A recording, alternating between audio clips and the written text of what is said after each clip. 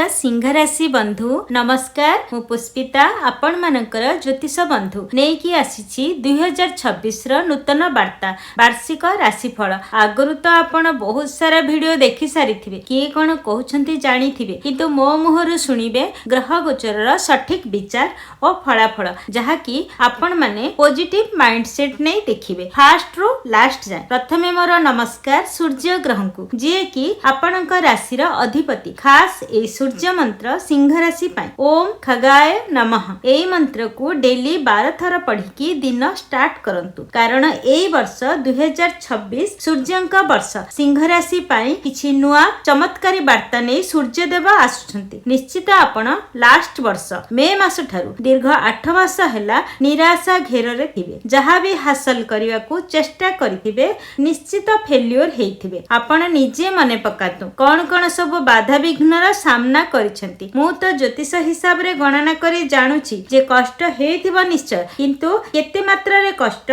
सेटा आपण ही अनुभव करिथिबे। कारण केतु ग्रह जे कि डिटैचमेंट रो प्लैनेट माने विच्छेदकारी ग्रह बसिसंती आपणक राशि रे। मन मस्तिष्क रे पूरा सवार, एणु जीवन प्रति विमुखता माने फ्रस्ट्रेशन आसुथबो। केते भी खांतु पियंतु मजा मस्ती करंतु ना काहेकि आपण सिंह राशि होंतु कि सिंह लग्न, पीड़ा हृदय भितर कोण अनुकोण रे निश्चित थिबो।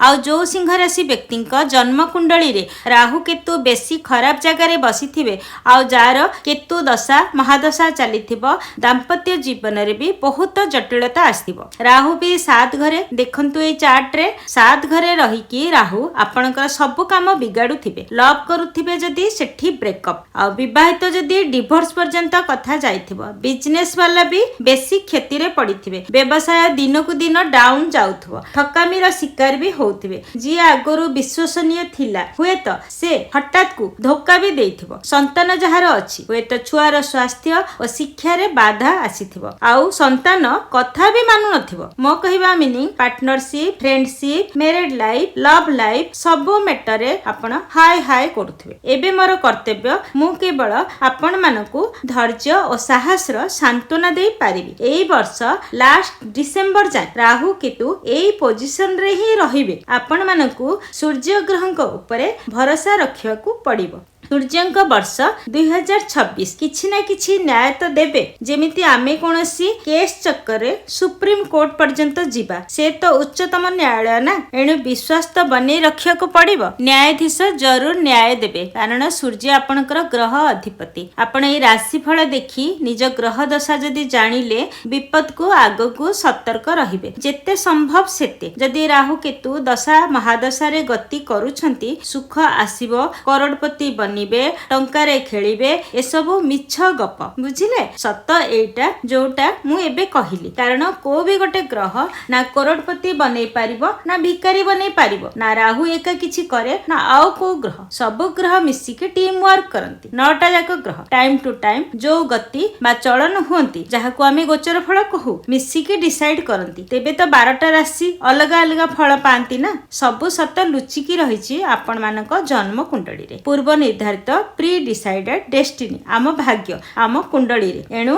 गोचर देखिकी खुशी हेबार नाही कि डरिबार भी नाही, जम्मारू निराश हेबार नाही, केवल सतर्क रहिबे। किंतु लग्न रे अछंती, एणु तांको निजर भाग्य विधाता भाबंतु, ईश्वरंक निकट रे समर्पित रहंतु, सब ठीक हे जिवो। कारण अन्य ग्रह भी अछंती ना। आसंतु शनि को देखिबा, से अछंती एठी अष्टम घरे। अष्टम शनि केबे भी खराब नुहंती। आपणकर एबे शनि ढेया चालुछि, खाली स्वास्थ्य को जगंतु, एक्सीडेंट जोगो बनिबा को दियंतुनी। हेल्दी फूड खांतु, मन लालसा पाटी लालसा को कंट्रोल करंतु। आउ बिना कारण रे दूर यात्रा करिवेनी, मु तो मना करिवि। कारण अष्टम शनि शारीरिक पीड़ा दिए, मानसिक नुहे। शरीर आपणक निजर, एणु गोटे रूटीन बाहर करंतु, से अनुसार चलिबे, डिसिप्लिन मेंटेन करिवे लाइफ स्टाइल रे। आउ गोटे कथा शनि कहउछंती परिश्रम कर, 8 घंटा खटणी को 10-12 घंटा पर्यंत खट। काहेकि ना तांको तृतीय दृष्टि एठी आपणक कर्म क्षेत्र रे खटेइबे शनि। जम्मारू दया माया करिवेनी। आपण बहुत बेसी खटिला परे भी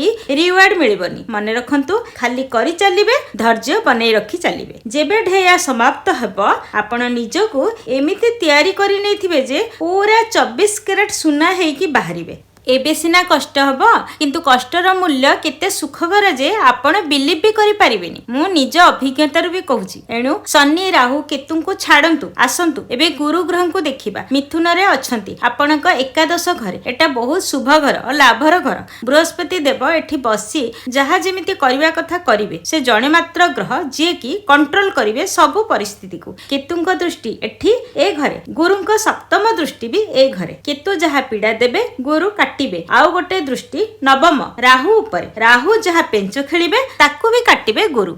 सबुठु सहायकारी ग्रह एबे आपणक पाई गुरु ग्रह। निश्चित जानिथिबे आमे तांको विष्णु भगवान को रूप रे भी मानु। एणु मु एठी गोटे मंत्र कहिबी, नीति पढ़िबे, गुरुंक पावर बढ़िबो, राहु केतुंक उग्रता कमिबो। एठी मंत्र लिखिची, स्क्रीनशॉट नै जिबे। टेली पढ़िबे 54 थर नचे 108 थर जेतिके पारिबे और हळदी टोपे मथारे लगेबे निश्चित। जून 2 रे गुरु चली जिबे कर्कट को, आपणक 12 घर को। ए घर भी गुरुंक निजर आध्यात्मिकतार घर कहिबाको पड़ी। जून मासरु अनुभव करिवे, निजे निजे आध्यात्मिक मार्ग को जीवा को पसंद करिवे। धीरे धीरे माने जून रु सब बाधा कटिबो। एबे शुक्र को देखिबा जदि से मकर राशि रे अछंती आपणकटु षष्ठ घर। एणु नीच जनवरी 13 तारिख रु फेब्रुआरी 6 ए 25 दिन भारी व्यतिव्यस्त रहिबे। कोन मोर भाग्य बिगड़ी गला, सुख नाही, शांति नाही, खाली एमिति हेबे, किछि बुझी परिबेनी। हठात कଳାହାଣ୍ଡିଆ मेघ उठिला परि व्यस्त हेबे। किंतु मु कहछि व्यस्त हेबेनी जमारू। एथि पई तो आगरु टाइम कहूची ना, धैर्य ही अलंकार। खाली 25 दिन पार कर दे देखिबे आगो को केते खुशी केते सुख आपन को आलिंगन करिया को आसुची। फेब्रुआरी 6 परठू जेते भी आगो को शुक्र गोचर करिवे सब घरे शुभ फल देई देई जिवे। राति रे देखिथिबा खराब स्वप्न सकाळे भूली गला परी सबु दुख धोई जीव। सकाळ परे संध्या, संध्या परे सकाळ उभय अछंती आलोक और अंधकार। बुधंक गोचर देखिबा जदि से मिश्रित फल देबे। एणु तांकु नै चिंतित हबार किछि नाही। बाकी रहिले मंगल। एबे से मकर को गले आपणक षष्ठ रे रहिबे, शत्रुनाश करिवे, आपण भी साहसी बनिबे। किंतु मंगलंकर आगामी गोचर सब बहुत गुडाए ग्रह को नै रिजल्ट आसीबो। मु सेटा मंथली वीडियो रे कहिबी। आपण मो चैनल को सब्सक्राइब करी रखंतु। मु खाली राशिफल कहिबिनी, सतर्कतार एक्युरेट टाइम भी कहिबी। प्रतिकार भी जदि दरकार थिबो जरूर कहिबी। मते पचारि भी पारिबे। जदि डाउट किछि मन रे थिबो कमेंट रे, मु भी कनेक्ट रहिबी आपणक सहित। एई नूतन वर्ष आपणक सबु बाधा विघ्न काटी दो। मो चैनल तरफरु मो तरफरु प्रार्थना ईश्वरंक पाखे। आज पई विदाय, नमस्कार।